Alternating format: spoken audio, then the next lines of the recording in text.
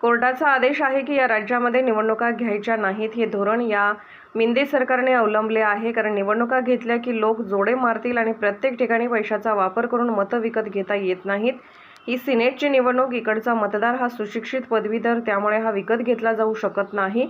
जिथे मतदार विकत घेतला जाऊ शकत नाही तिथे मिंदे, अजित पवार किंवा फडणवीस हे निवडणूक घ्यायला घाबरतात. लोकशाही आणि लोकशक्तीला घाबरणारे हे डरपोक सरकार आहे. निवडणुकीला 24 तास असताना आपण हरतो हे पेटल्यावर ही निवडणूक रद्द केली, पण मुंबईच्या उच्च न्यायालयाने चपराक लगावली व निवडणुकीचा मार्ग मोकळा केला. मी असे ऐकतो आहे मुंबई विद्यापीठातील प्रशासन कोर्टात जाऊन निवडणुकीवर स्थगिती मिळवण्याचा प्रयत्न करत आहेत. याचा अर्थ विद्यापीठावर राजकीय व त्या विद्यापीठाच्या मदर बॉडीचा हा दबाव आहे. पण निवडणुका होतील आणि सर्व जागा आमच्या युवा सेनेचे लोक जिंकतील. अशाच पद्धतीने त्यांनी अजून BNC निवडणुका घेतल्या नाहीत. शेवटी राष्ट्रपतींना पण याचा त्रास झाला. जेव्हा त्या पुण्यात आल्या तेव्हा रस्त्यावरचे खड्डे इतके होते की त्यांनी दिल्लीत जाऊन पुणे मनपा आयुक्तांना पत्र लिहिले की रस्ते सुधारा. ठीक है चलिए, अरे उनके ऊपर में क्या बात। निवडणुका एकीकडे ओके हो जाए तो तब तक तैयार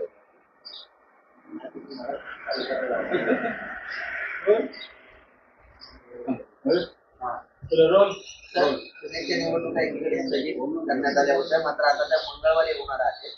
एकीकडे भाजप आणि शिवसेनेमध्ये आजकाल मतभेद दिसून आले होते, तर आता हे मंगळवारी निवडणुका होत्या. समजतं का, कोर्टाचा आदेश आहे. या राज्यामध्ये निवडणुका घ्यायच्याच नाही हे धोरण या मिंदे सरकारनं अवलंबलेलं आहे.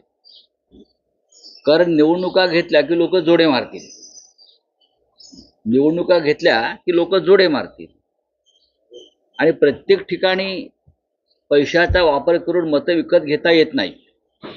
त्यातली ही सिनेटची निवडणूक, इकडला मतदार हा सुशिक्षित पदवीधर, आपल्या विद्यापीठाच्या संदर्भात दिशादर्शक अशी जी अधिसभा असते ते निवडून देणारा हा मतदार हा विकत घेतला जात नाही. आणि जेथे मतदार विकत घेतला जाऊ शकत नाही तिथे मिंदे असतील, अजित पवार असतील किंवा फडणवीस असतील हे निवडणुका घेण्यास घाबरतात. लोकशाहीला आणि लोकशक्तीला घाबरणारं हे डरपोक सरकार आहे आणि मुख्यमंत्री अत्यंत डरपोक आहेत. पैशाची ताकद ही लोकशाहीची ताकद नाही आणि म्हणूनच निवडणुकीला 24 तास असताना सिनेटची निवडणूक आपण 100% हारतो याची खात्री पटल्यावर, भीती वाटल्यावर निवडणूक रद्द केली. पण मुंबईच्या उच्च न्यायालयानं त्यांना चपराक लावली आणि निवडणुकांचा मार्ग मोकळा केला. तरीही मी असं ऐकतोय की मुंबई विद्यापीठातले जे काही प्रशासन आहे ते कोर्टात जाऊन आजही या निवडणुकीला स्थगिती घेण्याचा प्रयत्न करतायत. याचा अर्थ विद्यापीठावर राजकीय दबाव आहे. हा दबाव जसा सरकारचा आहे तसा ज्या विचारांचे कुलगुरू किंवा इतर अधिकारी त्या विद्यापीठात बसलेले आहेत त्यांच्या मदर बॉडीचा हा दबाव आहे. ते काही असलं तरी मुंबई हायकोर्टाच्या निकालानंतर निवडणुका सुरळीत पार पडतील आणि सर्वच्या सर्व जागा ही शिवसेना म्हणजे युवा सेनेचे आमचे लोक जिंकतील याच्याविषयी आमच्या मनात शंका नाही. अशाच पद्धतीनं त्यांनी मुंबई महानगरपालिकेच्या निवडणुका टाळलेल्या आहेत. म्हणजे मुंबईसह 14 महानगरपालिका 3 वर्ष निवडणुका हे सरकार घेत नाही. 3 वर्ष मुंबईसारख्या महाराष्ट्राच्या राजधानीच्या महानगरपालिकेत नगरसेवक नसतील, पुण्यात नगरसेवक नसतील. आपण पाहिलं असेल की राष्ट्रपतींनी शेवटी पत्र लिहिलं आहे आयुक्तांना. राष्ट्रपती पुण्यात आल्या होत्या आणि पुण्यातल्या रस्त्यावर जे खड्डे आहेत त्याचा फटका राष्ट्रपतींना बसला आणि राष्ट्रपती एवढा बेजार झाल्या त्या खड्ड्यांमुळे की त्यांना शेवटी दिल्लीला गेल्यावर राष्ट्रपती भवनातून पुण्याच्या महापालिका आयुक्तांना पत्र लिहून खडसावावं लागलं की रस्ते दुरुस्त करा हे आपले राष्ट्रपती सांगतात.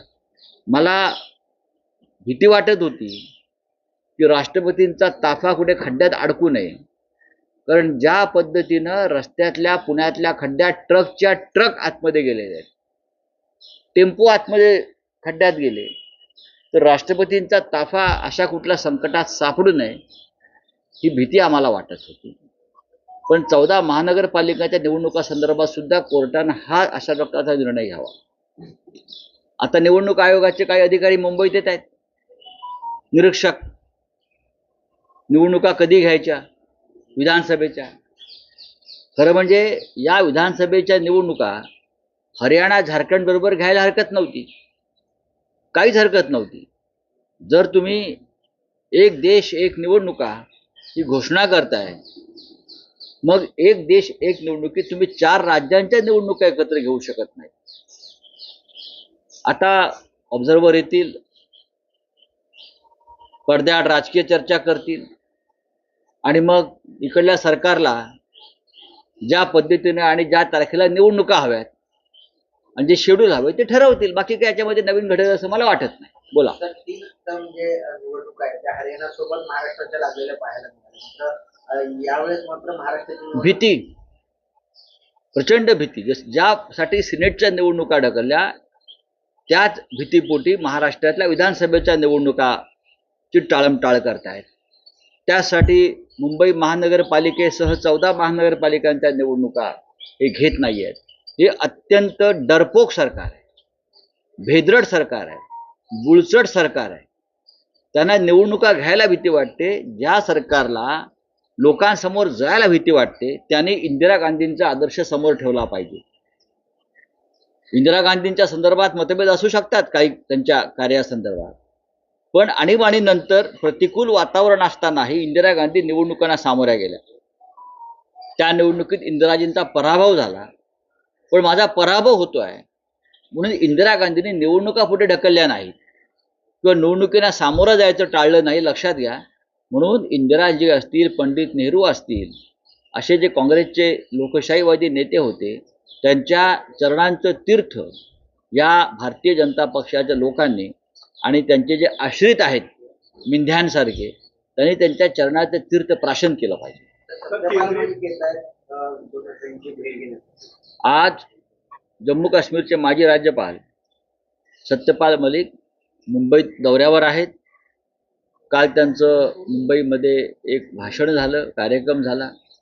आज सकाळी 11 वाजता ते मातोश्रीवर येथील माननीय शिवसेना पक्षप्रमुख उद्धव ठाकरे यांची भेट घेतील, चर्चा करतील. त्याआधी ते चैत्यभूमीवर जातील. शिवाजी